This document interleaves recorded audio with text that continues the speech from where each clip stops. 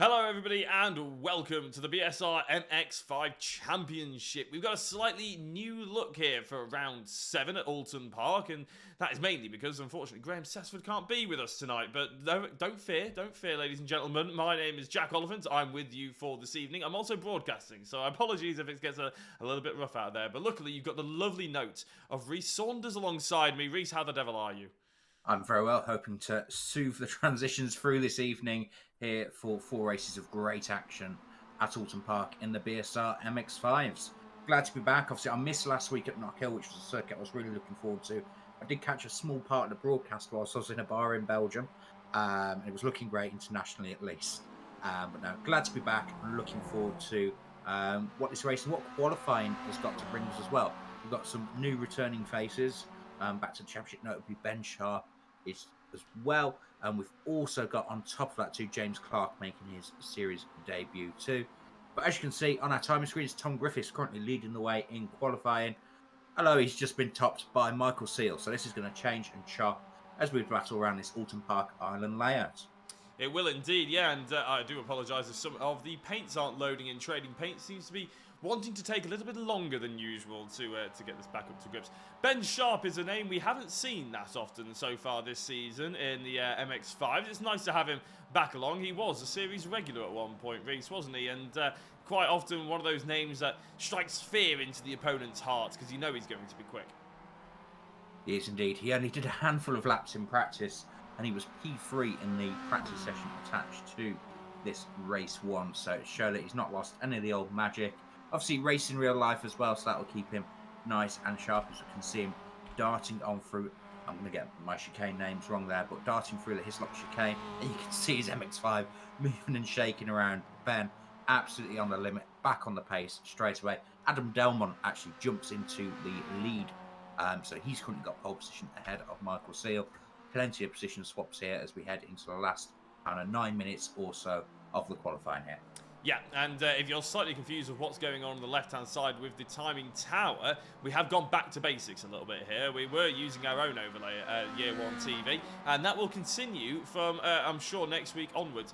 But we are back to using the old SDK model, and we've gone to some very primary colours, shall we say, with red, blue and green. Green is the amateurs, blue is the pro-ams, and the reds are, of course, the pros. So there we go, just a little bit of a breakdown for you in case you're wondering what on earth is going on through the rest of this qualifying session, which is 7 minutes in, 15 minutes in total, of course. And like you said before, at the moment, Delmont on pole position, Michael Seal in second place, and Tom Griffiths currently in third. Wasn't quite so sharp on it the other day with Tom Griffiths, but still in a good championship position.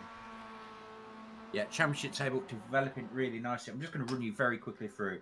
As Jack just mentioned, we've not got the fancy graphics you've come accustomed to so far this season.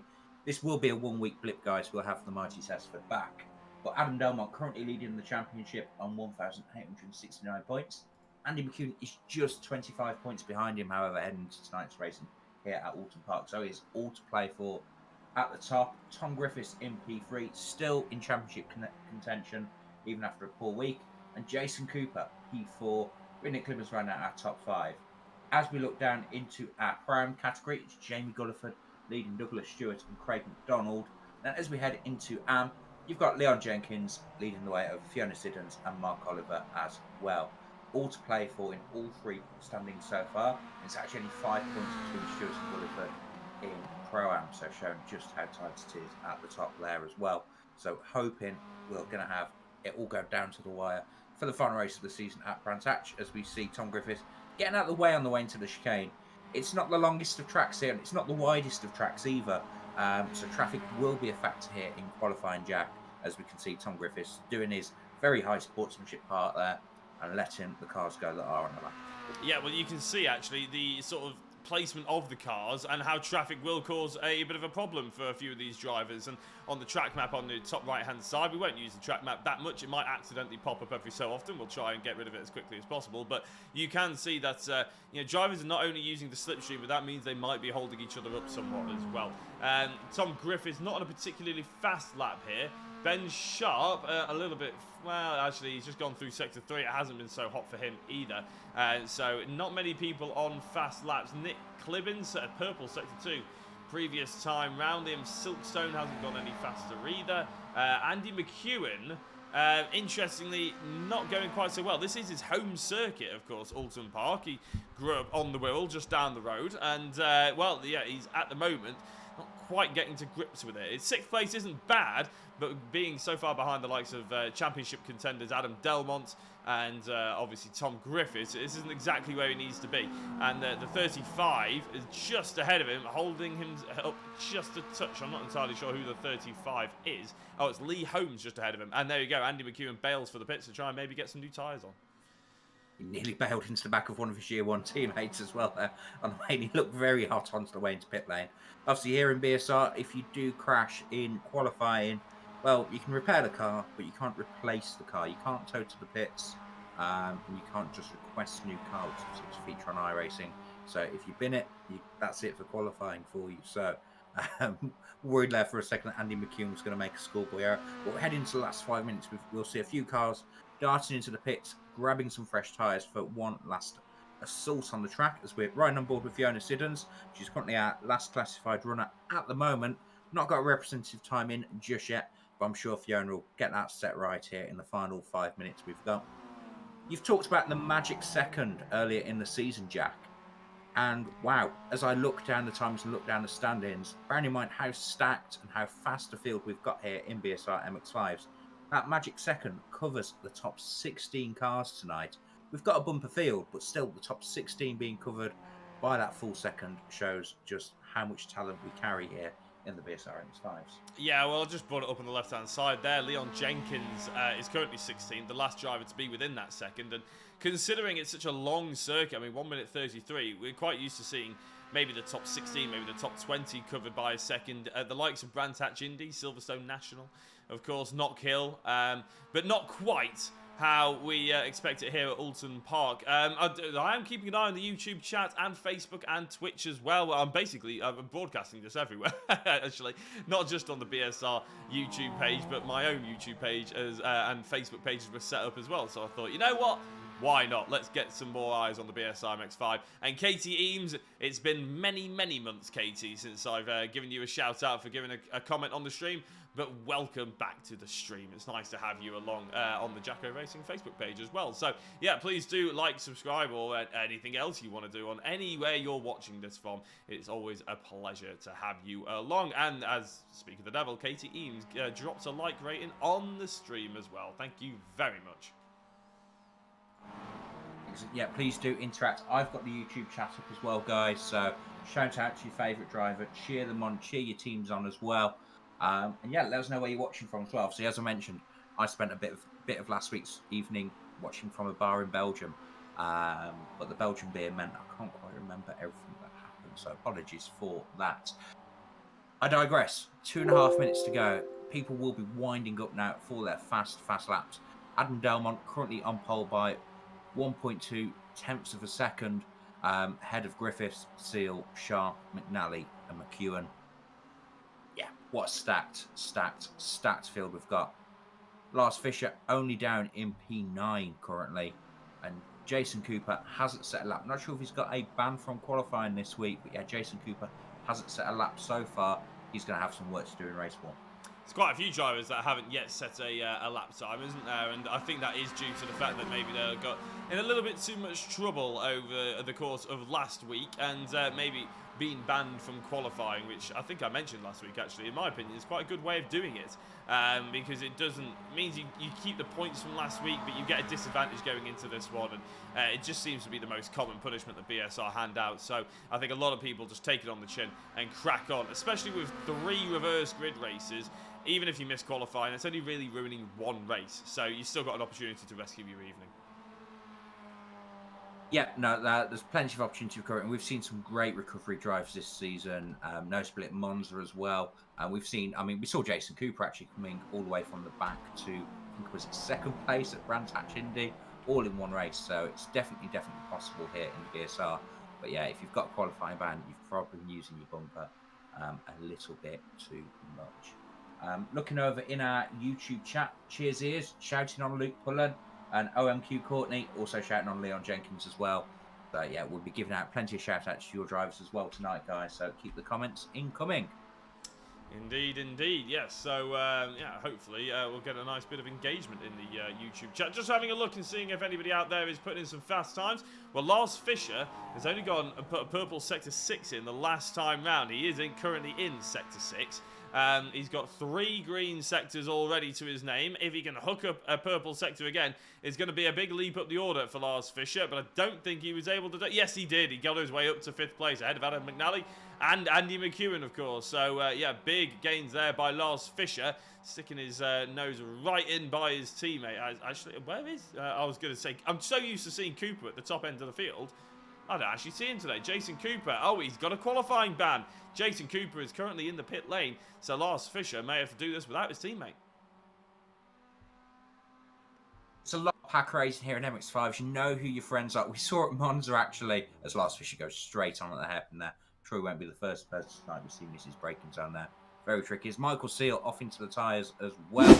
But yeah, it won't be the first time we see someone going. You can see him just getting absolutely out of shape there. Such a long spin. Oh, and it snaps back. It snaps back. And, oh, he just about keeps it out the wall there. Great car control there from Michael, but he escapes out. And that's the end of his qualifying. As there's another Year 1 car off into the wall there. I think everyone just decided to crash at the end of qualifying. And that is it. Qualifying is in the books. Now, I'm not sure how SDK runs with the graphics, so will we get a starting grid right here? Well, we will do as soon as it loads up a little bit, of course. So I'm just trying to sort out a few more of the images because this is an old project file and some sponsors are on here that don't necessarily sponsor anymore. So yeah, there's quite a bit going about the place. So yeah, maybe have a chat while I'm doing this, Reese, maybe have a chat through where some of our championship protagonists sit within the top 10 of the current qualifying, and maybe give it a little bit of a guess of where they're going to end up tonight. So as we look on across, and I'll do this for overall standings to start, and it gets very spicy as we move a touch on down. So Adam Delmont, championship leader, P1, cementing his class. Tom Griffiths, P2 on qualifying, P3 in the championship show, sitting there, the cream invariably rises to the top. Michael Seals in 3rd. Again, he's in that top 10 of the championship as well. But Ben Sharp, he'll be our wild card tonight. Return to the championship. I don't know if this is going to be a one-off appearance for him for the championship or if he'll be here now until the end. If he's here to the end, he's going to be a big factor in maybe who wins races where. But yeah, he'll be starting P4. Very, very strong return to the championship for Ben Sharp. And Lars Fisher starting 5th.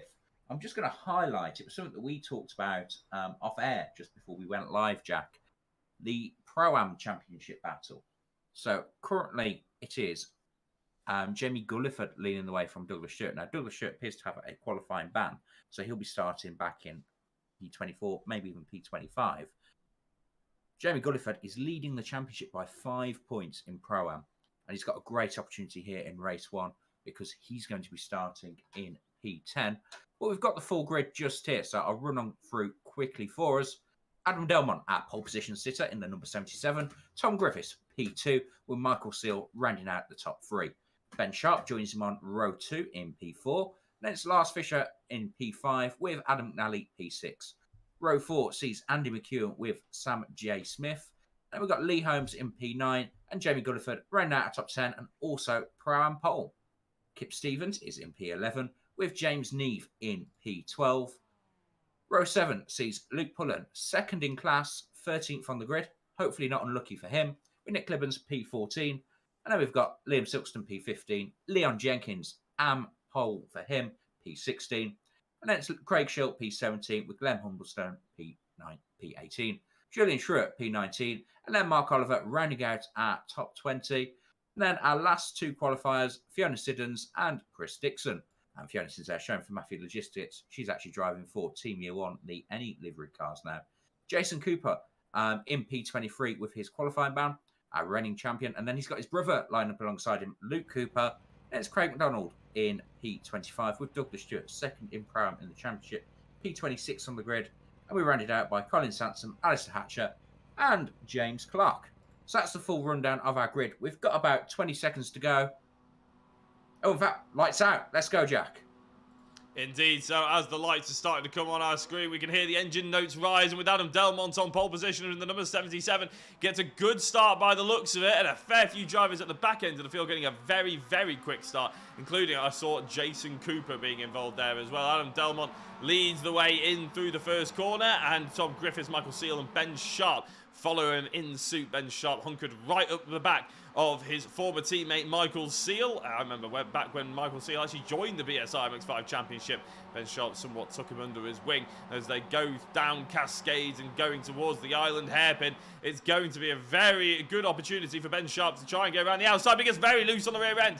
Touches the outside grass by the looks of it, and still gets it a little bit too loose going through the hairpin as well. That's given a very grateful Lars Fischer an opportunity to just have a touch look at the inside going through Hislop chicane. No, he's going to dive back in and take the sensible option, which is to go side by side. A little bit further back we see the likes of, this is Jamie Gulliford of course, but a fair few drivers going side by side. Luke Cooper is up 3 places into 21st, but Jason Cooper, his brother, is up 4 positions and into 19th already. Great start and looking very clean. Still got 28 runners with Colin Sampson running that field, as it looks like Jason Cooper's about to make another move up the inside there at the top of the hill, and that's him all the way up into P18 now. So Jason Cooper hard charging. We're going to see him in the top 10 by the end of the race, I am sure. Michael Seal still in P3. He's got Ben Sharp for company again. Ben Sharp still looking loose as they come out the old hairpin there, and he's all over the back. Will he make a move? Will this allow the front two to break away? And will Lars Fischer stick his nose up the inside here, as we're already on lap 2 here at Oulton Park? Yeah, very famously difficult to overtake around Oulton Park, but I've been proved wrong many times whenever I've said that about BSR MX5 Championships. They tend to throw it around anywhere they like, and Andy McEwen is doing exactly that, almost around the outside of Cascades. Luckily gets it tucked back in between Lee Holmes and Adam McNally for the time being, but he looks like he may have a good run. That's going to have to be very late on the brakes to try and have any kind of move up the inside of the number 78 of Adam McNally. It's not quite to be just yet, so Andy almost living proof right now of how difficult it is to overtake. Yeah, the draft's so strong that unless you've got a good run at the car in front and they've not got slipstream, it's hard to just breeze past somebody. It's almost that you have to kind of half stick your nose up the inside and then let them outbrake themselves, let them make a mistake, and then take advantage and get the run out of the corner on them. And I hopefully took up in somebody else's draft as you do it. But very much status quo in the top 7. But one man that's still making moves up forward through the field is Jason Cooper. He's still in P18, but he's now right on the back of Craig Schill. And you've got Liam Silkson making a move on Leon Jenkins as well. So plenty of action in the midfield. Will we see a lunge here from Jason Cooper at the end of lap 2? It looks like he's going to be sizing himself up the inside. Oh, Craig Schill breaks very, very late. Too late potentially. And yes, Jason Cooper goes through as Craig Schill actually runs wide. So Jason Cooper up to P17. Leon Jenkins getting plenty of support in the YouTube chat. He's going to need more than plenty of support, I think, to keep Jason Cooper behind him for the entire race. Andy McEwen having a bit of a wobble on the exit there, and he's got Lee Holmes all over the back of him down into Cascades. That long, fast left-hander, bumpy, the curb on the inside. That off-track so easy to get on the outside there. Andy McEwen definitely picked an off-track up there. Doesn't look like that's let Lee Holmes get up the inside though, Jack. No, Lee Holmes seems to be doing okay, as Lars Fischer was doing very okay as well, because he was going up the inside of Ben Sharp. Now, he hasn't made the move stick just yet, but he's allowing... Well, he's not allowing Ben Sharp to do anything. He's giving Ben Sharp something to think about, I would say. A bit of a headache almost, with Adam McNally just behind, looking very, very interested indeed. So lots of probing at the moment, I would say here, Reese, but not a lot of action in terms of making some big kind of moves or big ambitious moves. And that's because it's race 1 of the evening, isn't it? If nobody out there has watched BSR MX5s before, or BSR generally, it may have been a fair few months since you've seen it on whatever channel you're watching it on. Well, this is the first race. The grid was dictated by qualifying. They have 3 more races after this, all 3 of which are reverse grid races, which reminds me, I don't have a reverse grid randomizer set up just yet. So I'll tell you what, Reese, I'll give you a car to watch while I have a quick look at that. Excellent. The Team Year 1 Spinning Wheel of Fortune out of commission. Graham Sesford's took his toys and gone home for this evening's racing, this evening's action. But we're on, we've got number 76 there of Tom Griffiths looking here at the front of the field. And the top 4 just starting to ease away, maybe from Lars Fisher after he attacked Ben Sharp on the previous lap. And that's allowed Ben to get back up to Michael Seal there. But yeah, 1, 2, 3, and 4, nose to tail, as quick as they like. No one been able to make a move just yet. Looks like Jack's managed to get a spinning wheel set just there, so we'll be good to set the reverse grids for race 2, 3, and 4. I'm working on it. really excited to see. I mean, we've got 28 entrants, Jack, so lots of big numbers on that, I think. Let's spice things up tonight. Obviously, in sporting fairness, but yeah, let's spice things up tonight. Artistic license from the broadcasters. You've got Michael Seal in P3. He's going to be very, very happy. And I think he actually works on Ben Sharp's race car in real life sometimes, looking at them on Facebook. So definitely a friendly rivalry happening just here. It looks like Ben Sharp's trying to become one with the rear bumper of Michael Seal. Definitely glued together. It looks like Ben Sharp might have a touch more pace than Michael here. And that's slightly letting Adam and Tom, P1 and P2, break away. Obviously, Tom Griffiths does drive in the MX5 Super Cup in real life. That was a tip that Dan Blake gave me earlier in the season on the TCR broadcast, and he's currently running P2 in the race, using all of that real world experience there to his benefit. But still, nose to tail, Andy McEwen still P7. He's going to lose so much ground to Adam Delmont here in race 1. It's not ideal for him at all, but he just can't seem to make any inroads into Adam McNally in front of him, and it's very much status quo. Even Jason Cooper struggling to make much ground. He's currently in P15. I said Luke Pullen's going to need a lot of help and a lot of support from the chat to keep him behind. Well, the gap's currently a second. So, potentially, it's working out for the chat. Yeah, I'm just still trying to figure out the spinning wheel, but I'll do that more in a second because it looks like things are starting to heat up with the front of the grid. Now, the 2 Excite cars, they're unlikely to start falling over each other, Adam Delmont and Tom Griffiths. That doesn't mean it's impossible, of course, with Michael Seal hot on their heels trying to make some kind of effort. Katie Eames is right in the Facebook chat as well. A full reverse grid would be pretty awesome, and especially these MX5s. Trust me, you're in for a treat if you haven't seen them much recently.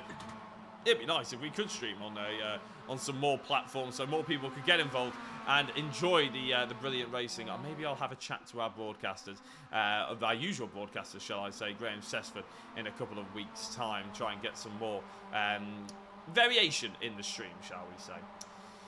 Right, the top 3, as I said, somewhat settled. Reese it's not been an absolute classic just yet, but there is about 6 minutes to go. There's every opportunity that the likes of Ben Sharp, who we're currently watching, can throw a bit of a spanner in the works for a few other for the rest of these drivers. You can already see Tom Griffiths. Is that going defensive or is that going aggressive? It's very, very difficult to tell. But as they go through T1, looks like Michael Seal might have a half decent run, but Tom Griffiths again just absolutely nailing it. So evenly matched here between our front 7 all nose to tail now. Not quite the gaps that we've seen building at some tracks, but yeah, the top 7 absolutely glued together there in kind of one mega pack. And maybe Tom Griffiths needs to think, you know what, attack is the best form of defence, as attack is one thing that Ben Sharp has just figured out. He's given an almighty shot to the rear of Tom Griffiths. He's up the inside as we run the rundown to his laps. Now, he won't have any slipstream, he won't have any draft out there. One man who will is Michael Seal. He's on the outside, though. He's going to have nowhere to go on the way down into his laps. And yet, Ben Sharp, despite creating the opening, and he was actually, you know, attacking P2 physically, still in P4 on the road. This has let Adam Delmont slightly scamper away there, but the draft might, in fact, pull Tom Griffiths back along with the rest of the pack there. BSR MX5, like an opera, it's in 4 stages. You've got race 1, you've got the build, you've got the crescendo. Sometimes you get a plot twist at the end of Act 1, and then it's Act 2, 3, and 4. And who knows where it's going by the time you get to the end of Act 4. Well, who will be heroes, who will be villains? I quite like the way of saying that, almost likening it to plays and whatnot. It's quite a poetic way of saying it. Tom, I'm probably going to steal it as well, actually. Tom Griffiths under an enormous amount of pressure, but just before we get into this, I'm just going to have a look whether he nails the apex. He does get it. It's not ideal, though, as Michael Seal yet again is in quite a good position maybe to try and get a run down Cascade. No, he's not attempting it just yet. Having a look at a driver who went off a little bit earlier in Chris Dixon, seeing what happened to Chris. Looks like going towards the hairpin. Not entirely sure what's going to happen here, whether we just go straight on, misses the braking zone. Yeah, that's exactly what happened, unfortunately, for Chris Dixon. So easily done. It's such a hard braking zone to spot. And if you've missed it, you've missed it. There's no way you're getting the car stopped. It's a big, long, straight line braking zone just there. We've got a bit of contact from one of our Pro-Am contenders, Douglas Stewart there, as they're battling around. Oh, no, that's a disaster. That's Douglas Stewart out of the race. And Jamie Gulliford, I'm sure he's concentrated on driving right now. But when he hears of that, it's got potential championship ramifications in Pro-Am.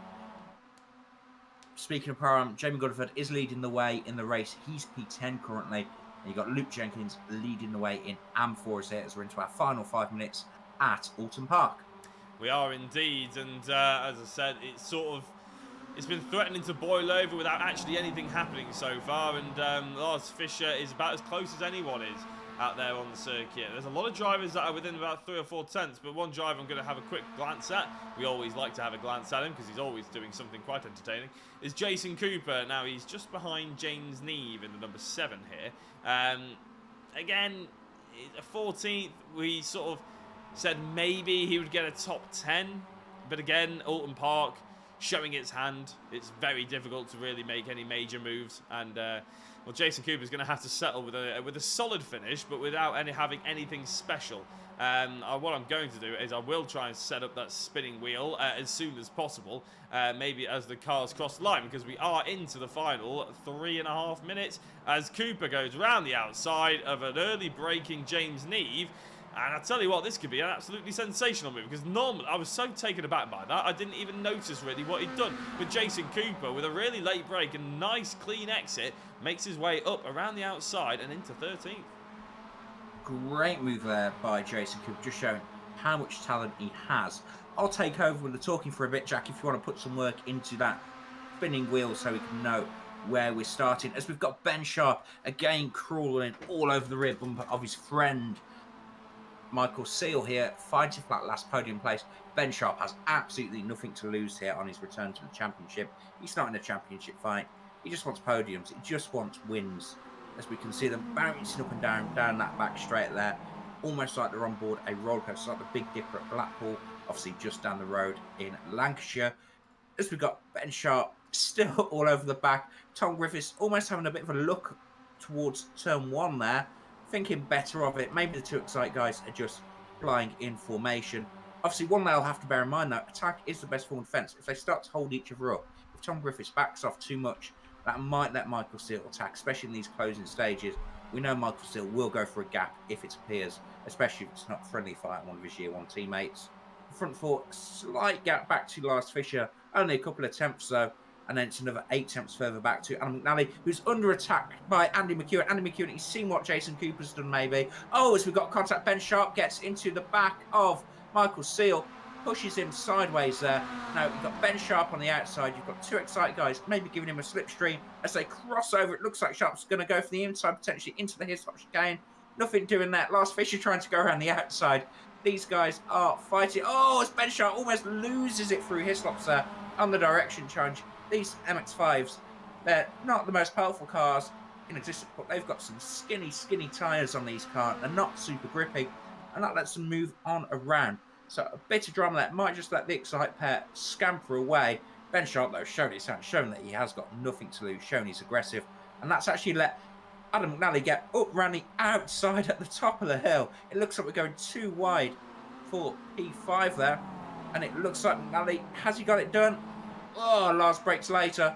Lars brakes later and just about stays clear. But this has really stretched out a front pack. We said it was building. We've just got the white flag as we cross the line now. So white flag fever strikes. The cars, they've separated slightly, but who knows where they're going to finish here in the final lap at Oulton Park for race 1. Looks like the front 2, they might decide to fight. They might decide they've got enough of a gap, and the Excite guys might fight it out. You've got the Master versus the Mentor, Obi-Wan versus Darth Vader. For P3 and P4 for the final podium spot. And it's Lars Fischer and Adam McNally, P5 and P6 together. And then Andy McEwen It's actually got Sam J. Smith, who's closed in a touch. He's probably going to be defended. Sam Smith, though, he's fighting with Lee Holmes for P8 there as they come down into the Island Happy for the final time. And it looks like Sam Smith might just about have got that move done there into the hairpin on last lap. We've got McNally now still behind Fisher. Sharp still behind Seal. And Griffiths still behind Delmont. So no change there. This is building. This will be so difficult as well, depending on what we get on the random spinning wheel, non-year one variant. Spin shift is still moving around. It could be a very, very exciting, very frustrating race 2, 3, and 4 with people not being able to overtake it as easily as potentially we have at other circuits. Jason Cooper's made it up to P12.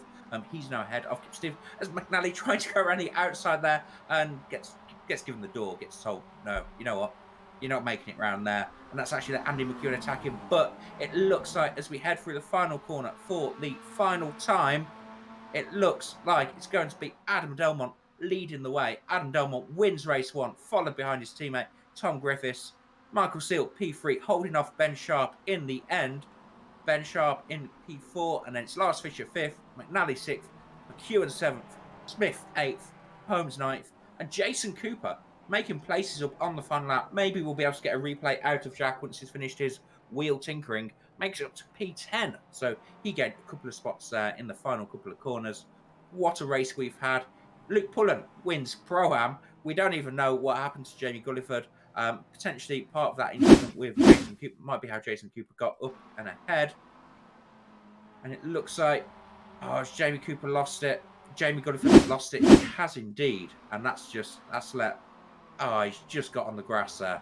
What a shame for Jamie. He'll be absolutely kicking himself, and that's taken a certain Pro-Am victory into a bit of a disaster. You can see that the guys calling on down. They've had a great... I can hear them in comms in my ears as I'm in the race session, saying what a great race they've had. But wow. There we go. What a race of action there. And there we have it. Our official results. Jack, if you'd like to take us through them. Just before we do that, what I'm going to try and do is bring up the spinning wheel. And, well, I'll be honest, I'm not 100% on how to actually activate it. That's what I was trying to figure out for so long. Is actually how to activate the darn thing. But we're going to give it a little bit of a go. I do apologise. And actually, I tell you what, while I do that, I'm going to move it to the side. I'm going to bring it down there, make it a bit smaller. And I tell you what, I'm going to let you, Reese, read out the race results. Okay, so here we are. Thank you very much, Jack. Race 1, winner, Adam Delmont. Championship leader, Adam Delmont. Putting almost one hand, potentially, on the championship there. With that, Tom Griffiths, P2. Michael Seal in 3rd. Ben Sharp in 4th. And then Lars Fisher rounding out our top 5.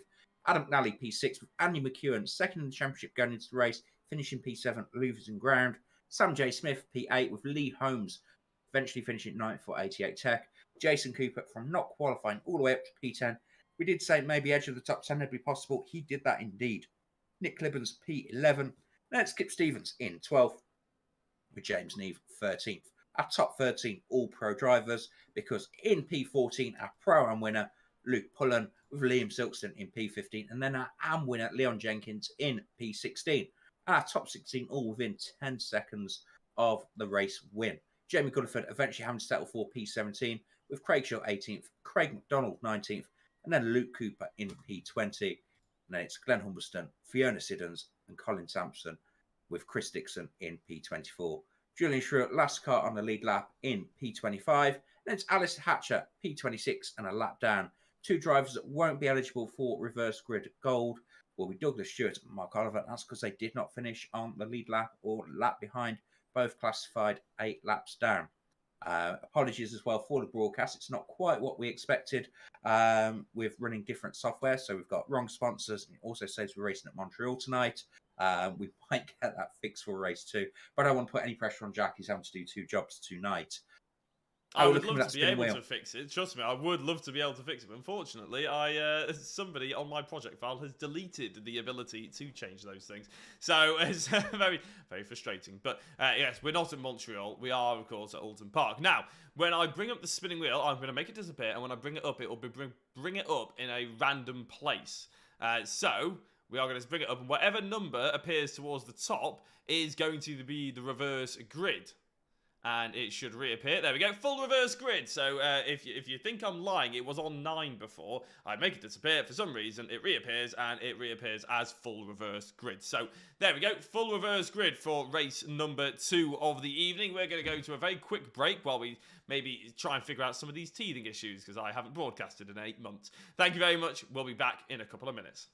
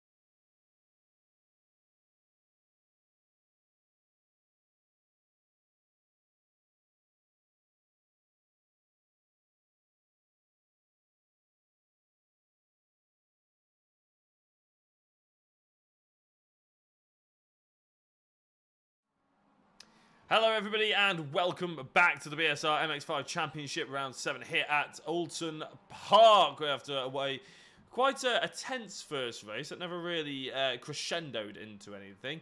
Reese, we're looking forward to a bit more of a dramatic race too, I think.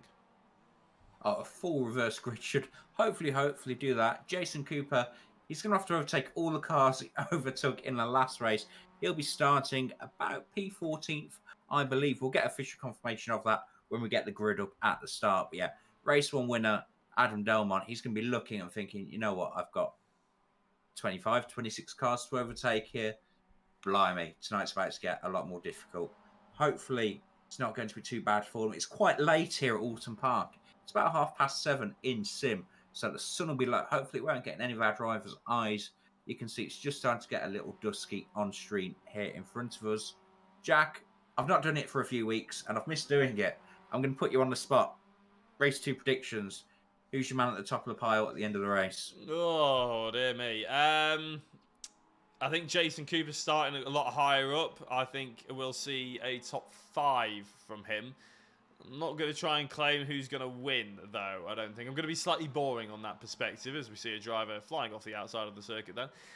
Yeah, I'm not going to try and predict who's going to win, but I'm going to say, yeah, Jason Cooper at top 5. I think I'd be fairly happy with that. And I think the rest of the field who are right at the front in the previous race, obviously now starting all the way at the back, top 10 would be pretty good from them, but I'm expecting a little bit more carnage. I think some people are going to get a little bit more desperate than they need to be here at Oulton Park. And remember, there is still 3 races to go, and well, we've changed the spinning wheel somewhat, and I'll just very quickly show you, because the spinning wheel wasn't working for me for whatever reason. So we're going to go for a random number generator down at the bottom here, and how we're going to do it is we're going to change the minimum number, if it would actually let me click, because this is now not working, which is really helpful. Oh. Ah, there we go. I'm going to change this to, say, 9, and we're going to change this to 28, which is the full reverse grid, not 128. And we're just going to click generate. So that's how we're going to do it next time round. So hopefully that's not too frustrating or anything like that. But yeah, slightly different to how we usually do it. So it could be anything. Normally, we maybe just have 9, 12, 15 and full reverse grid on offer. This time, it could literally be anything. But we'll see how the full reverse grid lined them up this time round. Alistair Hatcher will be on pole position. Julian Schroer in 2nd. Chris Dixon in 3rd. Colin Sampson in 4th. Fiona Siddons in 5th. Glenn Humberstone in 6th. Luke Cooper 7th. Craig McDonald in 8th. 9th, Craig Schild. 10th, Jamie Gulliford. Leon Jenkins in 11th. Liam Silkstone in 12th. 13th down sees Luke Pullen, James Neve, Kip Stevens, Nick Clibbins, Jason Cooper starting in 17th place, Lee Holmes in 18th, Sam Smith in 19th, Andy McHugh in 20th, Adam McNally in 21st, Lars Fisher 22nd, Michael Seal is in 24th, Ben Sharp is in 23rd, apologies I missed just Ben Sharp there, and 25th, Tom Griffiths, Adam Delmont 26th, 27th, Douglas Stewart, and Mark Oliver in 28th place. So, if we're looking down that grid, Reese, you said about choosing someone to go for a potentially strong race here. Well, Jamie Gulliford is a driver that really stands out towards the front end of the order for me. In 10th place, got a good, strong Pro-Am driver. Obviously, top of the field's timing. underway, I believe. Oh, my days. We are underway. That was about a minute earlier than it should have been. So apologies about that. But Alistair Hatcher leading the way through turn 1. Julian Schroer in 2nd place, but just behind. Fiona Siddons is trying to go side by side with Glenn Humberstone. Yes, getting away. It looks like so far, so good at least. Hopefully. Oh, no, I spoke too soon. Yeah, that's Craig McDonald. Craig McDonald, hard into that inside wall. Somehow he managed to not come on. Oh, almost taken out. Is that Luke Cooper there all the way back? We've got a jumbled up field here. It looks like Luke Cooper didn't take the start and he's having to pick his way through some of the damaged cars. I was about to say he was going to be my pick for the race win, and then he misses the start. But as we look to the front of the field, they're all still pointing the right way. Alistair Hatcher leading the way. Schroer at 2nd. Dixon, Sampson, Siddons round out our top 5. Craig Schill P6. And then Jamie Gulliford in P7. Well, Luke Pullen, our Pro-Am Race 1 winner, in P8. And then it's Silkston and Leon Jenkins round out our top 10. James Neve in P11. And he's fighting with Jason Cooper there for P12. As, one of the Year 1 TV cars goes round. I'm not sure who that is. That's Luke Pullen. Oh, he's so well supported as well. in chat, apologies, I had a hiccup there. I got so excited, but unfortunately, he's gone around. Oh, look at that! Is that 4 wide on the way up the hill there for a moment? This is insane. The field really jumbled up due to that. Ben Sharp, don't know how he's. You got another car off to the left, Craig hard into Schill. the wall there. We're dropping somebody. That's Craig Shell off this time. Oh no, it's been a disaster there. So we've had a few cars drop it. Maybe with help, and that's the thing with reverse grid.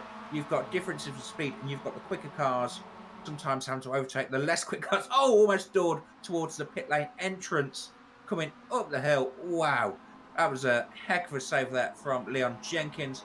He's still running P11. Neve and Cooper P8 and P9. I think probably you've got to say Jason Cooper might very well be onto a win here. I know you played it safe with a top 5 prediction, but he's already made it up to P9 from P17 on the grid. That's with 2 wide for the lead. It looks like Julian Schreier trying to make a move stick on Alistair Hatcher. Hatcher's trying to hold off around the outside there. Schreier on the inside. Oh, they just touch on the exit. And it looks like Alistair Hatcher staying in the lead for now at least. They've got a little bit of a gap over Colin Sampson in third place. It's great having these reverse grids, Jack, seeing the field jumble up and seeing different names and different faces at the front of the field. Yeah, it's a little bit stressful for some drivers, though, isn't it? As they go through the Hislop chicane and through Knickerbrook, we've had a few too many incidents, shall we say, and I would love to be able to bring you replays of all of them. But that would require me to shoot away from the action for the next 5 minutes or so. There's been that many incidents, and we don't want to miss anything that's going out on the circuit at the moment.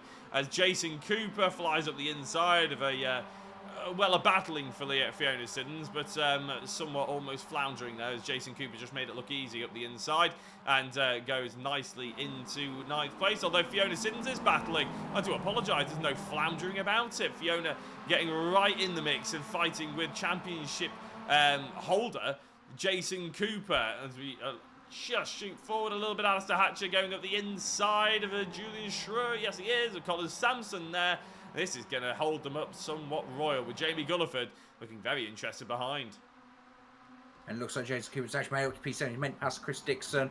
And yeah, all jumbling and jostling for permission up and down the field. Looks like Julian Schreier's got a little bit of a gap away there. Just look at that. 2 wide, 2 by 2 by 2 as they go through Cascades. As nobody told them, it's a fast downhill left-hander and it's hard to run. Look at them. They are pack racing. Oh, you got Cosme at the 927 there, getting all manner of out of shape there. Fiona Siddons holding on to it very well. It looks like she's going to lose another place out to Leon Jenkins. So that's the battle for P3 overall in AM currently. Ben Sharp up to P12. Andy McEwen in P13. Adam Delmont, he's not had the best of starts. He's back in P20. So a race 1 winner struggling to make it up through the field. Got Lee Holmes there side by side with Andy McEwen. They spent most of race 1 fighting as well. It's drama, drama, drama as we're finding away. I think this is already the end of lap 3. I don't know where these laps have gone so far, Jack. Yeah, well, Ben Sharp is certainly making them count, let's put it that way, because he's up to 11th place now. And still the top 4, no pro drivers yet to be found, but James Neve is hunting down the rest of the pack, and I thought Ben Sharp was getting a little bit loose on the rear end there with Andy McEwen. Again, former teammates, I believe these drivers were, getting a little bit close for comfort, shall we say. The fight for the race lead, we'll just have a quick look after these two go through the first corner.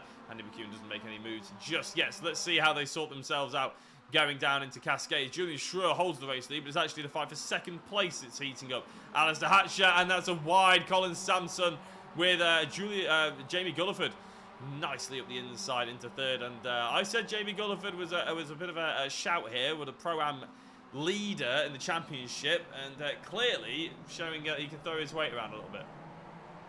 Does indeed. He's making it through. He's going to be dicing with James Neve.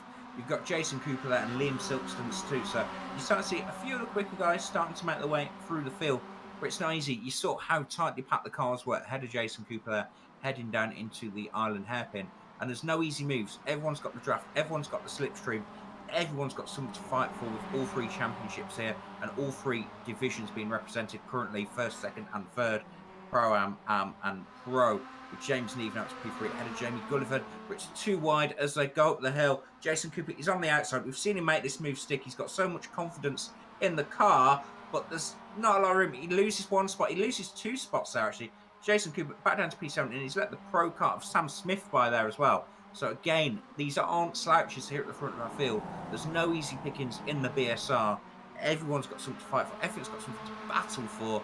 And all of a sudden, Act 2 of this evening's opera is starting to get a little bit feisty. It ain't over till the fat lady sings, folks. Yeah, absolutely right. And they're almost going 3 wide into turn 1. They are, just about getting away with it. Alistair Hatcher just holding onto the brakes, realised he probably was in the worst position humanly possible going through the through T1. James Neve then in 2nd place, nicely done by him. Liam Silkstone in 3rd with Jamie Gulliford in 4th. For how much longer though? Because Jason Cooper, who's that spinning around? Colin Sampson parked himself right in the wrong place on the exit of Cascades. Luckily, most people have managed to avoid him. But I'll go back to what I was saying before. This man in the 5-star car, Jason Cooper, up into the top 5 already. And, well, he's only got 3 cars ahead of him on screen. But that's because Julian Schroer has managed to make a massive gap into 1st place. I said top 5. It's got 7 minutes to go, or 6.5 minutes to go, actually. I'll tell you what, if he can get through the next, if he can get through 4 cars in 2 laps, I think you might be onto something, Reece. He has the pace to try and catch Julian. He does indeed. It's 2.9 seconds to get from 1st to 2nd. I think they might have a small amount of pace over Julian, but Julian's no slouch, obviously member of our Pro-Am standings. And yet Jason Cooper has got an outside shot of winning this. We're just about to complete lap 5. We're forecast for 10 laps here looking at my timing screen. That means we're halfway through the race, and Jason Cooper's got 4 cars to overtake in potentially 5 laps. So he can even have a lap off at some point. The challenge is going to be is he's got Julian Schroer in front of him, but then it's Neve, Silkstone and Gulliford, and they're all Team Year 1 cars. There might be some formation flying. There might be some working together here to keep that 5-star dynamite that is Jason Cooper behind and in check. But they're all running so fast. As we look at lap times last lap, it's a 34.4 for Schroer, and then it's a 34 flat for James Neve. Quickest lap of the race, though, so far. Quickest official lap, I should say, is set by James Neve. Jason Cooper has run a 33.7 though, from what I can see. I think that might have had an off-track involved. Yeah, whilst you were reading them out as well, Jason Cooper actually managed to get past Jamie Gulliford. So Jason is up into 4th place. Jamie Gulliford down into 5th position. Thank you very much, Chesafosi Gaming. For the like. Apologies if I just butchered your name on the Facebook. Mark Oliver, and I think that's Lars Fisher as well. Lars Fisher making up another position into 11th. I was just going to mention the Year 1 drivers that you were talking about before. Their championship, strong sort of championship standing in terms of their only driver who's really got the biggest chance at winning is Andy McEwen, all the way down to 16th place, and his car looks a little bit damaged. So Andy not having the best race there is, and well, looking a little bit further forward, Sam Smith and Jamie Gulliford. Sam Smith up the inside of Jamie Gulliford, who's lost 2 places in 2 laps. Adam Delmont up the inside, being overtaken by Ben Sharp as well through the final corner. So it is all kicking off. A little bit more dramatic, this one, Reece. Yes, they were teasing us race 1. Race 1 was tension. It was a slow build.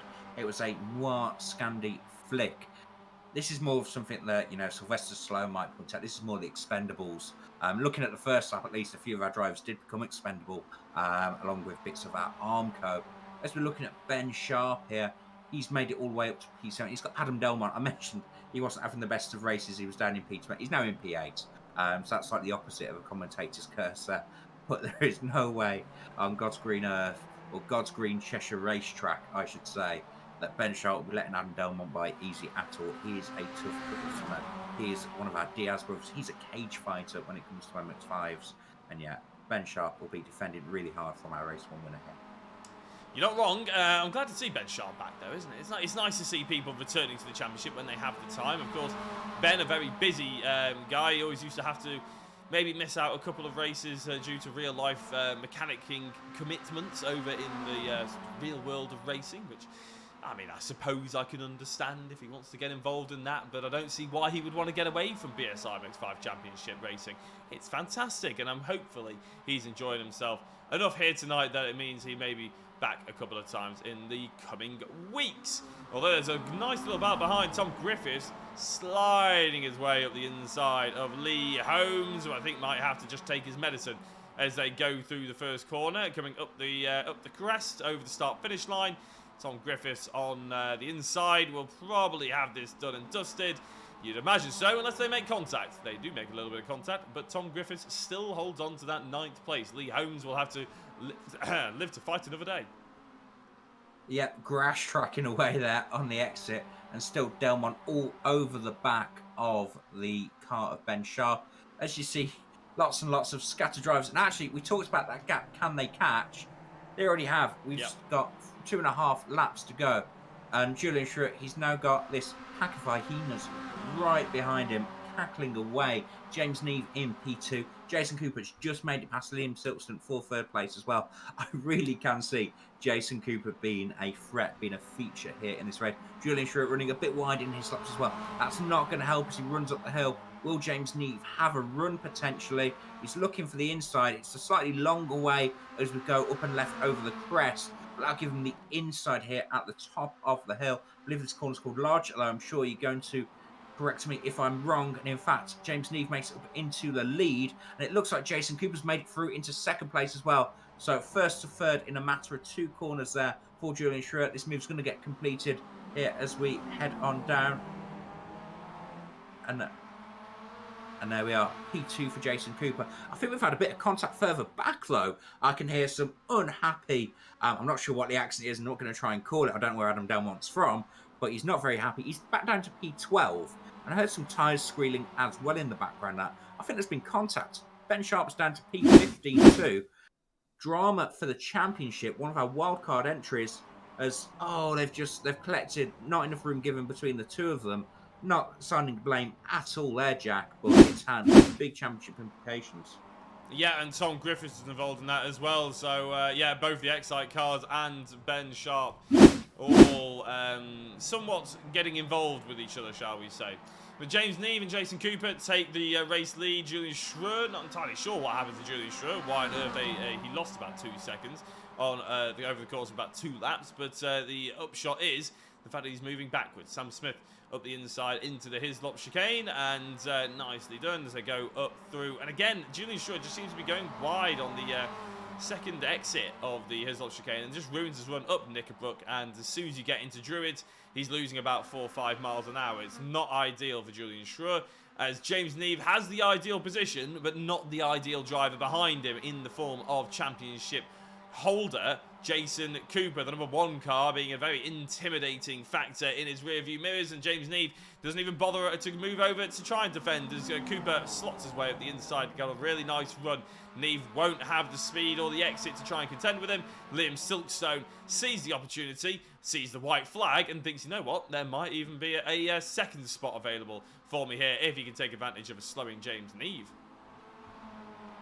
Yeah, Jason Cooper shows the standard. He's a 6,000 I rating driver. No I rating on offer here, but just goes to show he has the talent. He's come all the way through the field. He's then had reverse grid and he's come all the way through the field again. He's P1, Neve 2nd, Silkstone 3rd. Wow, it's been absolute carnage behind them. I don't think we're going to have as many cars finished on their lead lap that short. Currently 20 so far showing on my standings. And yeah, it's been drama and drama and drama. But we've still got Delmont in 11th, so he's recovering okay. And he's still ahead of 2nd place in the championship. Andy McEwen as well, although it's 2 temps between them. They've been very respectful all season long so far. But it looks like, as we head around into the final half of the lap, it looks like Jason Cooper's going to win this. Yeah, I'll keep an eye out on Jason Cooper for when he's coming up to the finish his race, but I just wanted to have a quick look at Mark Oliver and Luke Pullen as they pretty much attach themselves to each other. Going through, there's always going to be contact unless you leave the room, and Andy McEwen manages to slot his way through. Adam Delmont also gets through, as well as Kip Stevens. Mark Oliver, just trying to find him, there he is. Mark Oliver still facing the wrong way, and that's ruined his race quite substantially. Jason Cooper, we're going to have to focus on him because he has managed to come away with this victory. Remember, he started in 17th place, and as he rounds the final corner, absolutely no mistakes are being made here whatsoever. James Neve tried to take the race victory, but it wasn't good enough to hold off the storming Jason Cooper. James Neve in 2nd, Liam Silkstone comes home in third place. Top 5 rounding out by Julian Schroe, who held on to the race lead for a substantial amount of time. But again, it wasn't quite good enough. Now, there were a few crashes, and we saw Andy McEwen going very slowly and right towards the back end of the field. And now I found on the highlights, this is potentially the reason why. It's happened quite early on in the race. He gets attached to Ben Sharp, and then, that's a double contact, isn't it, really? Bit of a shame for McEwen, and that's why he was so far behind. Clearly, his car felt all right, though, because he managed to fight his way through. Ben Sharp, not yet finished the race, and I would say an unfortunate incident, a racing incident potentially. Reese, are we going for on that one? Obviously, the stewards will say whatever they feel, but as commentators, we're always entitled to a slight opinion. And it just looked like going through Druids, a couple of drivers went for the same bit of track and ended up getting spun around. Yeah, there's only enough tarmac for one car in one place at one time. As the man Fernando Alonso has been famously quoted saying, you always have to leave her to space. Always have to leave her to space. And maybe that wasn't what happened. But the guys, they did well. They recovered. Adam Delmont, I know, I heard him on comms. He wasn't happy about it at all. He's ended up finishing behind Andy McEwen. Only one place behind, which, remember, they were P1 and P7 in race 1. So he's still net gaining tonight. I get why Adam Delmont, especially after seeing Andy get caught in that early incident, would be unhappy. Ben Sharp does come home to finish P19. And he's actually the last car on the lead lap, with Douglas Stewart being classified a lap down on him, and then Alistair Hatch 2 laps back. So I believe, so if you set, oh no, it'll be okay. I think we've got the reverse grid coming right up. So Jack, take it away. Yeah, and the reverse grid is 25. Not quite full reverse grid, but as near as damn it, I would say. 25 is the number, and we'll see who actually that counts for. We'll keep it up on the bottom of our screen as we run down the results for the second race of the evening. Remember, number 25 is the one we want to keep an eye out on. Jason Cooper then took home the top step of the podium with James Neve alongside him, or one step below, I should say, and Liam Silkstone on the bottom step, first, second, and third. Sam Smith in fourth, Julian Schroer in fifth, Jamie Gulliford in sixth. Seventh, Luke Cooper. Eighth, Lars Fisher. Andy McEwen ended up in ninth, taking advantage of a late crash. Adam Delmont also took advantage. He came home in 10th. 11th, Kip Stevens. Luke Pullen in 12th. 13th, Tom Griffiths. 14th, and winning the AM category, Leon Jenkins. 15th, Nick Clibbins. Mark Oliver in 16th. 17th, Lee Holmes, and Fiona Siddons in 18th position. 19th, Ben Sharp, and then who will be our pole position driver, because we can't quite get to 25, because the top, only the drivers who have finished on the lead lap or plus one lap are eligible. So the likes of Douglas Stewart, Alistair Hatcher, Michael Seal, Colin Sansom, Craig Schill, Adam McNally, Chris Dixon, Claire Humberson, and Craig McDonald are all ineligible for the 25 reverse grid. So Ben Sharp will be on pole, so technically it will be a 19 reverse grid. And as I said, I'll bring up the front end of the order if I can. There we go. And you can all have confirmation of where your favourite drivers ended up finishing. So we're going to go to another very quick break. Thank you very much for watching, and we'll be back in a couple of minutes' time. I will try and schedule it so we're bang on time for the drivers coming back. So we'll be back in a second.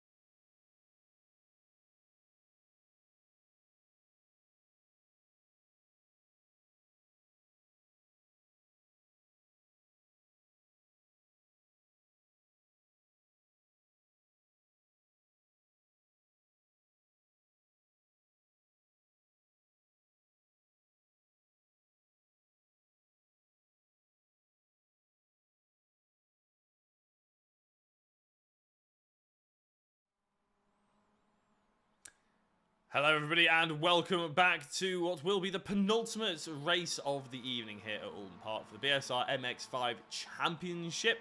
My name is Jack Oliphant. I'm joined as ever by Reese Saunders. Reese, how have you found the racing so far here at Oulton Park? One was plot development. It was really setting up what we'd got coming on, and then we've had two big reverse grid numbers drawn. Race 2 was full of carnage, full of BSR trademarked craziness. I think it's just going to be more of the same for race 3 and possibly race 4 as well. Jason Cooper showing his chops, coming back through to win race 2. Championship leader Adam Delmont looked like it was going to be a great night for him, leading the way, leading the race and winning in race 1 from pole position as well. And you do get a bonus point for that in BSR, but then it all went a little bit wrong late on in race 2. Contact at Druids with Ben Sharp. We've had a look back at the replay, and well, we're not going to comment. We're unbiased, we're impartial, but it was ambitious on the one side and unyielding from the other. Unfortunately, it cost them both positions.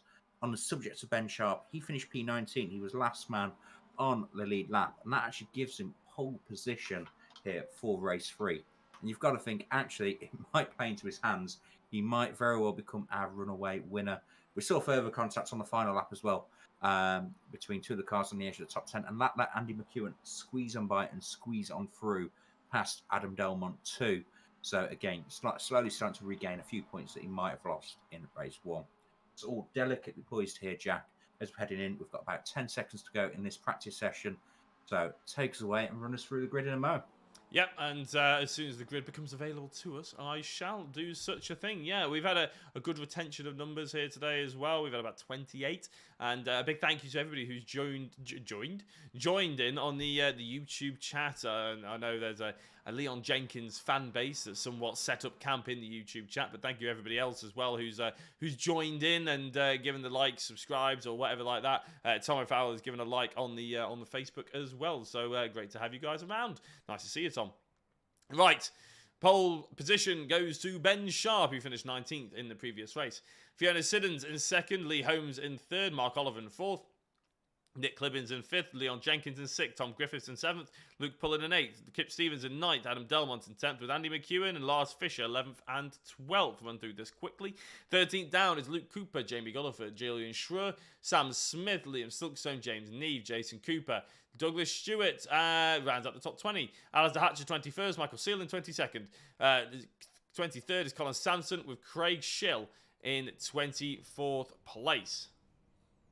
And just trying to get to the last couple of drivers. Adam McNally, Chris Dixon, Glenn Humberstone, and Craig McDonald round out your field. The lights are already on, so I think I've just about managed to nail that timing, actually, which I'm quite pleased with. Favourite has got to be Ben Sharp, and as he sets his rear wheels alight, it's going to be a good start by the looks of it as well for him. Fiona Siddons were not a bad one themselves. Looking up the inside, but it's not going to be happening just yet. What's happening a little bit further down the order? Nick Clibbins being forced out wide by Mark Oliver. Nick Clibbins is getting a little bit of a tank slapper on the grass. Going to be difficult to try and rejoin the circuit. We'll find out how he gets on in a second, because Mark Oliver is sliding wide, and that allows Luke Pullen and Tom Griffiths to go up the inside of him. They're almost going 3 or 4 wide. There's a driver off in the background. Not sure who that is. I think it's Colin Sansom. Looks like his rear front left tyre is all out of whack as the 43 launches one up the inside of the 999. A bit ambitious. The Luke Cooper that was on Mark Oliver. A bit ambitious, but they just about made it work. Yes, he actually got past Lars Fisher there as well. Adam Delmont currently running P11. It's all changed. Andy McEwen's had a great start. He's up to P6, but Ben Sharp leading the way from Lee Holmes, who's ghosted on through to P2.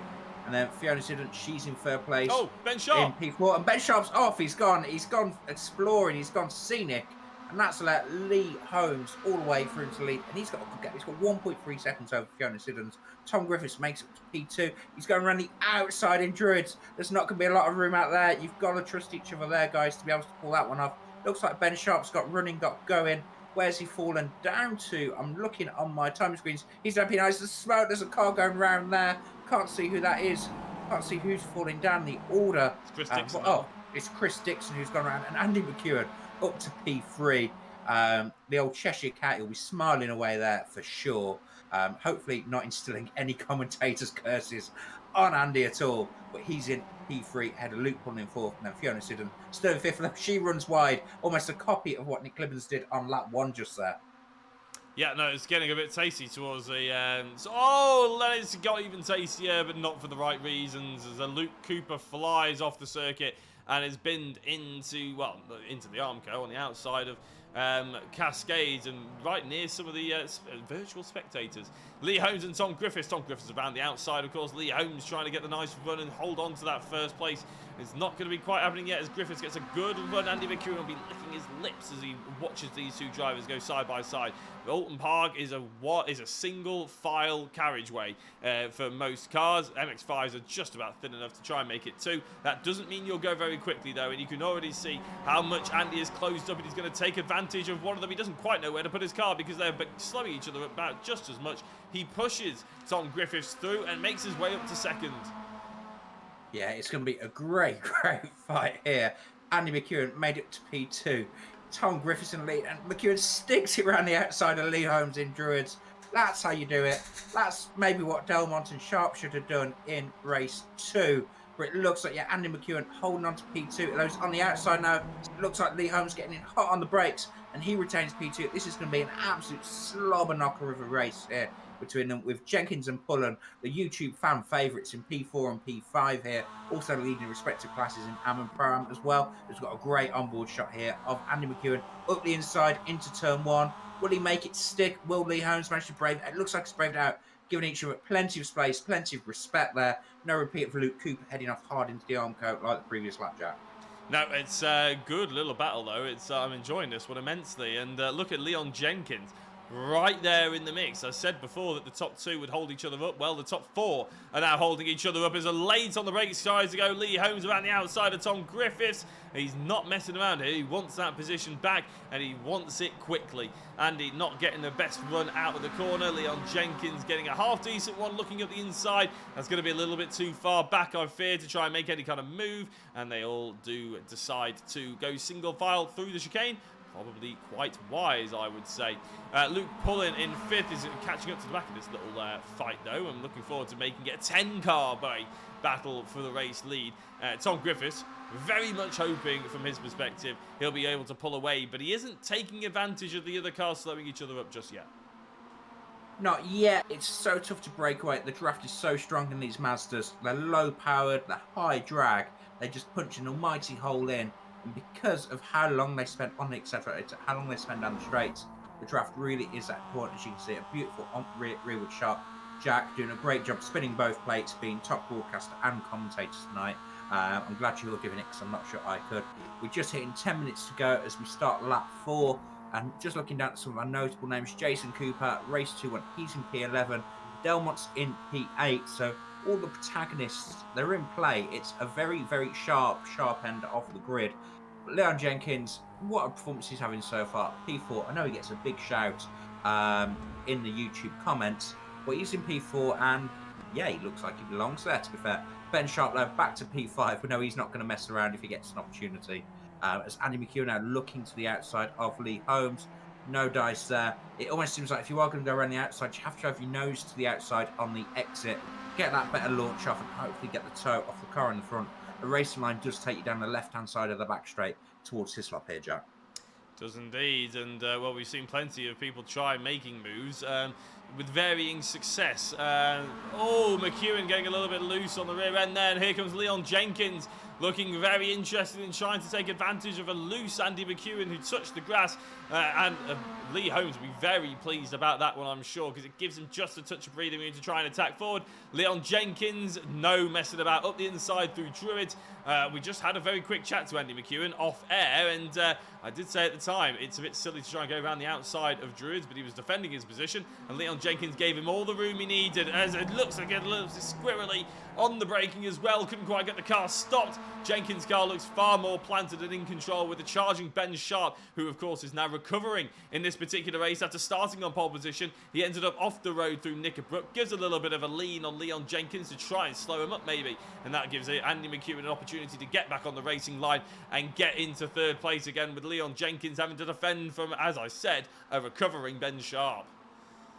Yeah, that's just letting Andy McEwen starting to break away. Leon Jenkins, though, he's woke up. He shows violence. You've got the attacking Ben Sharp with nothing to lose on the edge of our top five. That's just letting Andy McEwen break away from these guys. But he's now 1.2 seconds back from our front two of Holmes and Griffiths. And they're a fast pair. So he might struggle to catch that gap back up. He needs to get into the draft this lap or start of next if he's got any hope of reeling them on in and making an impression on this. But yeah, a very, very sharp end. You've got Lars Fisher up there. It looks like he's trying to go up the inside of Luke Pullen. Is that Andy? That's Andy McEwen who's gone round. Andy McEwen. And he's right front. That car is finished. That car is done. Oh no, poor Andy. What happened? Can we get a replay up, Jack? Of course we can, but I'm just going to see how Adam Delmont is dealing with Luke Pullen as they go. That's the number 595. Yeah, of Luke Pullen going into Druids. Now we saw Adam Delmont get a little bit too close for comfort on Ben Sharp a race ago.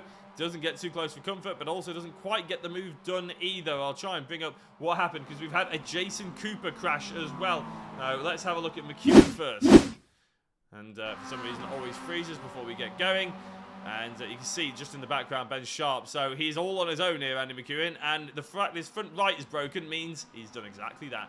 Clipped that absolutely solid tyre wall on the inside curbing on the apex, and well, your car's not walking away from that, put it that way. Jason Cooper, has he done exactly the same? No, he hasn't. He's ran a little bit wide. He sees Andy McEwen going off the circuit, and he's done what Andy did before, actually, and he's slid, and he's actually ended up a lot worse off. Managed a lovely 180 or 360, however you want to call it.